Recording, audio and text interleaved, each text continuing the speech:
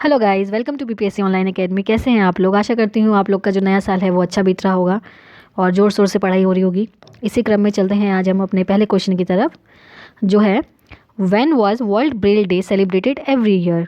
इसमें पूछा जा रहा है कि वर्ल्ड ब्रेल दिवस हर साल कब मनाया जाता है। तो पहली बात तो ब्रेल डे जो होता है वो ब्रेल होता है ब्लाइंड पीपल्स के लिए, ठीक है, जो देख नहीं सकते हैं। वो टच करके ऐसे ऐसे बिंदी होते हैं, उसको टच करके वो लोग अपने हाथों से ही जो है वो अल्फ़ाबेट पढ़ते हैं। सारे अल्फ़ाबेट पढ़ सकते हैं, बुक पढ़ सकते हैं, लेकिन उनके लिए जो जो प्रिंट अल्फ़ाबेट होते हैं वो ऐसे लिखे होते हैं, ठीक है। जैसे ए है तो ऐसे लिखे होते हैं, बी है तो ऐसे, मतलब उनकी लैंग्वेज अलग होती है। तो इसका अवेयरनेस बढ़ाने के लिए ये मनाया जाता है हर साल 4 जनवरी को। और इसका जो क्यों मनाया जाता है, ताकि ह्यूमन जो राइट है ब्लाइंड का और पार्शली साइट पीपल का, उनको वो मिल सके, ठीक है। ब्रेल डे पहली बार कब मनाया गया? तो 4 जनवरी 2019 को मनाया गया था। किसके द्वारा? यूनाइटेड नेशन जनरल असेंबली के द्वारा। और ये 4 जनवरी को ही क्यों मनाया जाता है? क्योंकि इस दिन लुइस ब्रेल जी का जन्म हुआ था, जिन्होंने लुइस ये ब्रेल लिपि का इन्वेंशन किया था। इन्होंने ही ब्रेल लिपि को बनाया था, इसीलिए इनके जन्म दिवस पर इनको सम्मान देने के लिए और ब्लाइंड लोगों के राइट को जागरूक करने के लिए ये दिन मनाया जाता है, जो पिछले 4 सालों से मनाया जा रहा है। यानी जो अब 2022 का मना है वो चौथा मना है।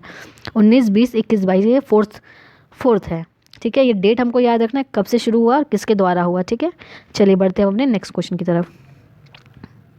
नेक्स्ट क्वेश्चन है, India has won the cricket under 19 Asian cup 2021 by defeating which team.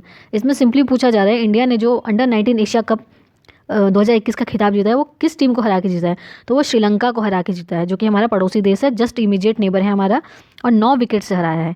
इसी के साथ ही इंडिया ने लगातार 8 बार जीतने का टाइटल अपने नाम कर चुका है, ठीक है। ये सीरीज़ मिला के 8th बार इंडिया ने एशिया कप टाइटल को जीता है, ठीक है। और श्रीलंका और इंडिया को कौन सी स्टेट अलग करती है? तो पाक स्टेट अलग करती है, ठीक है। पाक स्टेट जो है वो इंडिया और श्रीलंका को अलग करती है। चलिए बढ़ते हैं हम अपने नेक्स्ट क्वेश्चन की तरफ।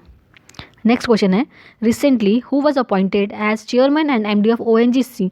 ये क्वेश्चन बहुत इंपॉर्टेंट हो जाता है क्योंकि इसकी जो चेयरमैन है वो कौन बनी है? एक फीमेल बनी है, ठीक है। फीमेल पावर जो है वो अब उभर के आ रही है और फीमेल बनी है, उनका नाम है अलका मित्तल। और ये पहली हेड बनी है ओएनजीसी की, इसलिए ये थोड़ा सा इंपॉर्टेंट हो जाता है। लेकिन इनका जो टेन्योर है वो सिर्फ फिलहाल 6 मंथ का है, हो सकता है आगे बढ़ भी जाए। तो फिलहाल ये 6 मंथ के लिए बना है, ये इंपॉर्टेंट है। एंड क्योंकि ये फर्स्ट फीमेल बनी है ओएनजीसी की, तो ये ज़्यादा इंपॉर्टेंट हो जाता है। और इसकी ओएनजीसी की फुल फॉर्म है oil and natural gas corporation, जो कि स्टेबलाइज हुआ था 14 अगस्त 1956 को। ये अगर आपको याद हो तो बीपीएससी का प्रोजेक्ट मैनेजर का क्वेश्चन था, उसमें एक क्वेश्चन पूछा गया था कि ओएनजीसी को कब स्टेबलाइज किया गया। जब बीपीएससी प्रोजेक्ट मैनेजर जैसे इतने हाई लेवल के एग्जाम में अगर इतना ऐसा क्वेश्चन पूछा जा रहा है, तो हमको दिमाग में ये रखना है कि कोई भी क्वेश्चन छोटा नहीं है। यानी इसकी जो स्टेबलाइजमेंट डेट है वो भी इंपॉर्टेंट हो जाती है, ठीक है। उसमें खाली ये पूछा था कि कौन से साल में हुआ था।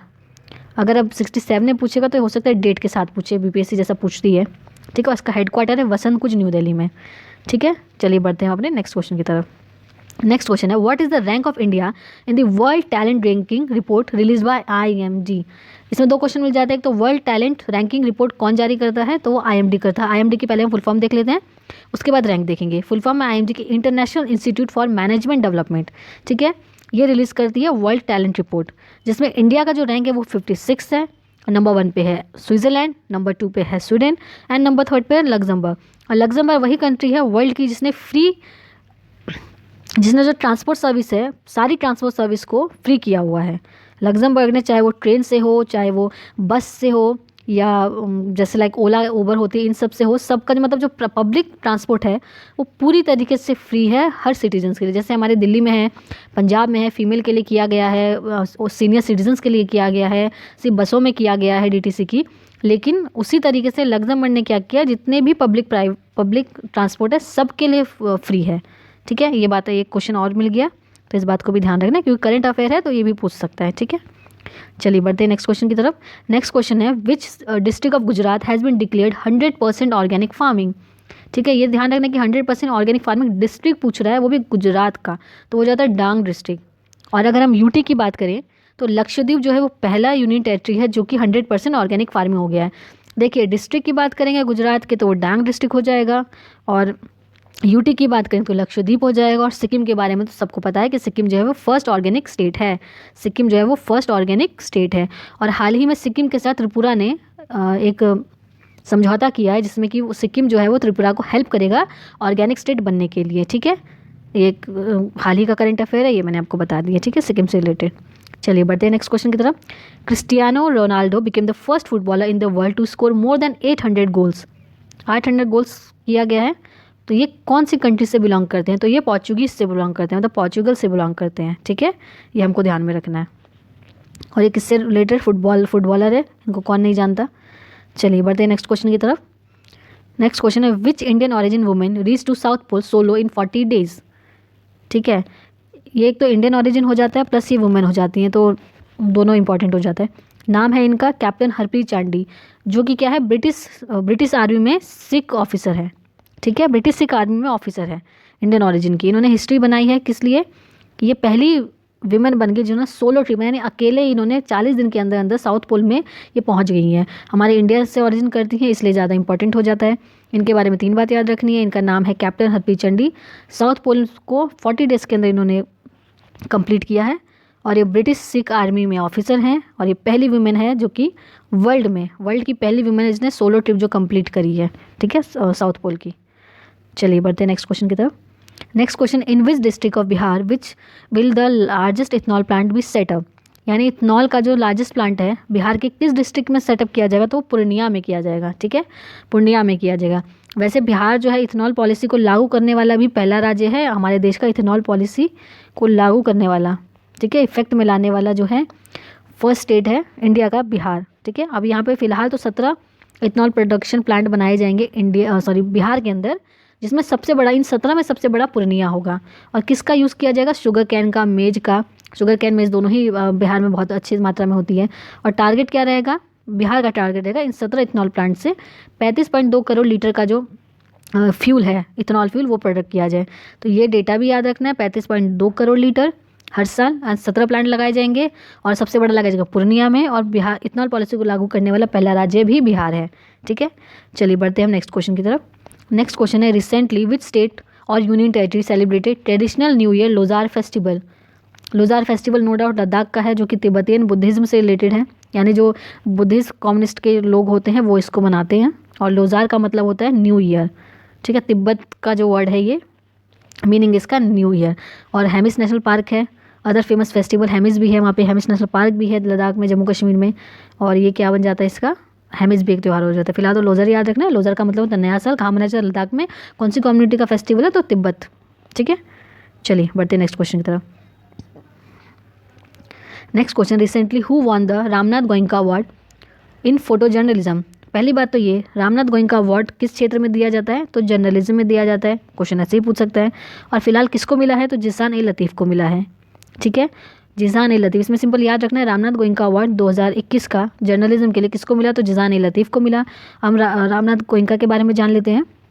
ये एक न्यूज़पेपर पब्लिशर थे, ठीक है, जिन्होंने इंडियन एक्सप्रेस, जो कि यूपीएससी बीपीएससी वालों के लिए द हिंदू के बाद सेकंड प्रेफरेंस पे आता है, द इंडियन एक्सप्रेस न्यूज़पेपर, उनके ये फाउंडर थे, ठीक है। इन्होंने इसको लॉन्च किया था 1932 में। और इनका जन्म होता है हमारे दरभंगा बिहार से, तो ये थोड़ा सा और इम्पॉर्टेंट हो जाता है। इंडियन एक्सप्रेस के फाउंडर थे रामनाथ गोयनका, जिनके नाम से अवार्ड दिया जाता है जर्नलिज्म में, और ये थे हमारे दरभंगा बिहार से। और फिलहाल जो अवार्ड मिला गया है वो जिशान ए लतीफ़ को मिला है, ठीक है। चलिए बढ़ते हैं नेक्स्ट क्वेश्चन की तरफ। नेक्स्ट क्वेश्चन है, under Swachh Bharat mission Grameen phase 2 programme which state top open defecation free. Open defecation का मतलब होता है खुले में शौच मुक्त हो जाए। कौन सा जो राज्य है वो ग्रामीण क्षेत्र में जो है पूरी तरीके से ओपन डेफिकेशन फ्री हो चुका है, तो वह है तेलंगाना है, जो ग्रामीण क्षेत्र में बात करें उसमें ये फर्स्ट आता है, ठीक है, ग्रामीण। यानी यहाँ का जो विलेज है 96.74% जो है वो ODF हो चुका है, मतलब ODF फ्री हो चुका है, प्लस में आ गया है। इसके 14,200 गांव जो है वो ODF फ्री हो चुके हैं, ठीक है। 2021 की बात करें तो दिसंबर 2021 तक की भी ये डेटा है, ठीक है। हो सकता है अब ये 100% भी हो गया हो, ठीक है। ये ग्रामीण में है, ये ध्यान रखना है कि ये ग्रामीण में आता है। चलिए बढ़ते हैं नेक्स्ट क्वेश्चन की तरफ। Recently which ministry launch India semiconductor mission. India semiconductor mission जो लॉन्च किया है वो सिंपली है, इसमें इंफॉर्मेशन टेक्नोलॉजी के मिनिस्टर ने किया, यानी IT मिनिस्टर ने किया है, जिनका नाम है अश्विनी वैष्णव, ठीक है। चलिए बढ़ते हैं नेक्स्ट क्वेश्चन की तरफ। PM Modi has recently talked about where to build Major Dhyanchand sports university. Major Dhyanchand university जो बनाई जाएगी वो मेरठ में बनाई जाएगी, यानी यूपी में बनाई जाएगी, जिसमें टोटल कॉस्ट आएगा 700 करोड़ रुपए, जिसमें 1080 बच्चों को हर साल ट्रेनिंग दी जाएगी, जिसमें 50-50 का रेशियो रहेगा, 50% मेल एंड 50% फीमेल। 1080 बच्चों में 50-50 का रेशियो रहेगा मेल और फीमेल का। ठीक है, ये रेशियो याद रखना है। 1080 स्पोर्ट्समैन को ट्रेनिंग दी जाएगी, 540 और 50-50 का रेशियो रहेगा। कहाँ पे बनाया जाएगा? मेरठ यूपी में बनाया जाएगा। चलिए, और अभी हाल ही में किसी अवार्ड का नाम जो है मेजर ध्यानचंद जी के नाम पे रखा गया, तो वो कौन सा अवार्ड है जिसका नाम रखा गया है मेजर ध्यानचंद जी के अवार्ड पे, वो आप कमेंट सेक्शन में बताएंगे। ठीक है, चलिए बढ़ते हैं नेक्स्ट क्वेश्चन की तरफ। एज पर tiger census 2019 total number of tiger in Bihar are, ये बिहार की खाली बात हो रही है, तो 31 है। पिछले साल जो थे वो 32 थे, एक जो है वो कम हो चुका है। सेंसस आया 2019 का, उसमें एक अभी फ़िलहाल की बात करें तो 31 टाइगर हैं, और पिछले साल जब लास्ट उससे पहले 2019 से पहले जब सेंसस किया गया था तो 32 थे, यानी कि एक जो टाइगर है वो कम हो चुका है। ठीक है, और इसी की रिपोर्ट के अनुसार 70% जो टाइगर है वर्ल्ड की वो हमारे इंडिया में है, और सबसे ज़्यादा इंडिया में कहाँ पर है? तो मध्य प्रदेश में है 526, और दूसरे नंबर पे आता है कर्नाटका। ठीक है, कर्नाटका में सबसे ज़्यादा है मध्य प्रदेश के बाद। मध्य प्रदेश को बाघों का शहर भी कहा जाता है। ठीक है, चलिए बिहार में 31 है। ठीक है, नेक्स्ट वे बढ़ते हैं। India's first model nutritional village Kukri Bigha is located in which district of Bihar? It is super most important question. Kukri Bigha, ठीक है, कुकरी बीघा कहाँ पर है? तो पटना में है, पटना के दुल्हिन बाजार ब्लॉक में है। पटना याद रखना है, इसका ब्लॉक भी याद रखना है, दुल्हिन बाजार ब्लॉक। और ये किस लिए फेमस है? ये आप पूछ सकते हैं कुकरी बीघा कहाँ है? पटना में है, दुल्हिन बाजार ब्लॉक में है। और एक क्यों फेमस है? तो यहाँ पे क्या है, वर्ल्ड का फर्स्ट न्यूट्रिशनल विलेज का मॉडल बनाया जाएगा, जिसमें खाली न्यूट्रिशनल चीज़ें ही उगाई जाएंगी। ठीक है, इसका मतलब ये है, ये थोड़ा सा इंपॉर्टेंट हो जाता है। इतना केमिकल का दौर चल रहा है, इतना पॉल्यूशन का दौर चल रहा है, उसमें अगर हमको सारी चीज़ें न्यूट्रिशनल वैल्यू वाली चीज़ें मिल जाए तो ये इससे बढ़िया कोई बात ही नहीं हो सकती है। ठीक है, कहाँ पर है कुकरी बीघा? पटना में है। चलिए बढ़ते हैं नेक्स्ट क्वेश्चन की तरफ। Which has been declare as the first water plus city? ये एक रिवीजन क्वेश्चन है। ठीक है, वाटर प्लस सिटी, इंडिया की पहली वाटर प्लस सिटी कौन सी है? तो वो है इंदौर। ठीक है, इंदौर है, इंदौर है, मध्य प्रदेश का इंदौर है। A water plus city is the city that maintains the cleanliness in the rivers and drains under its administration.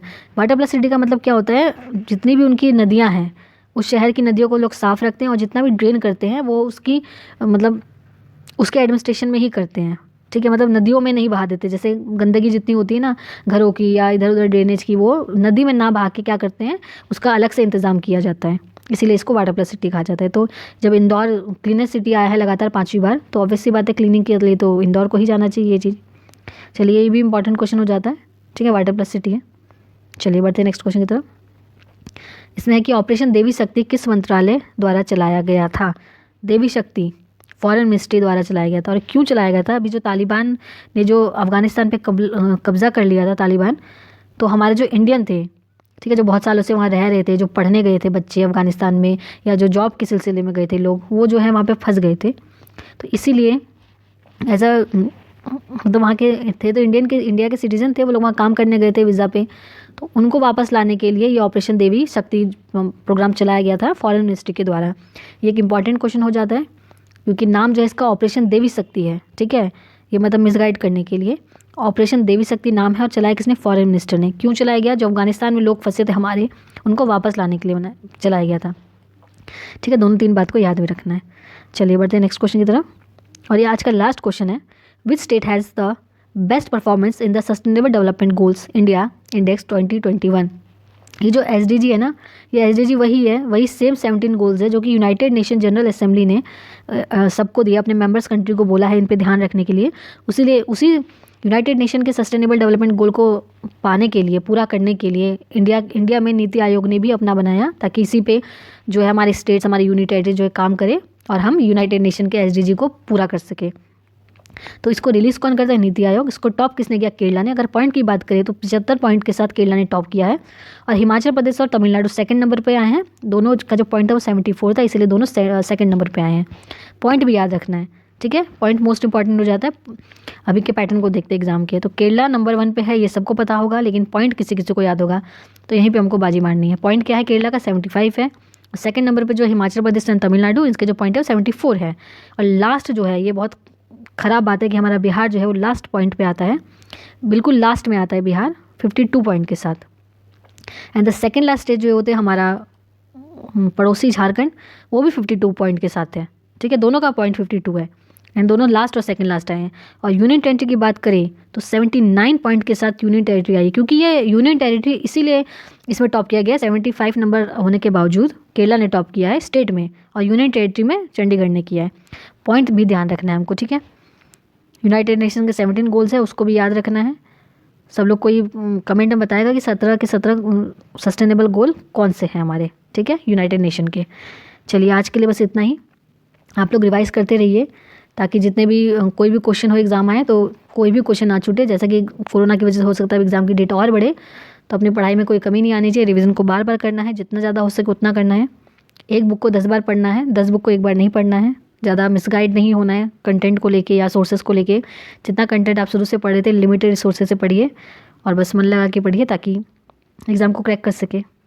Thank you for watching BPSC online academy.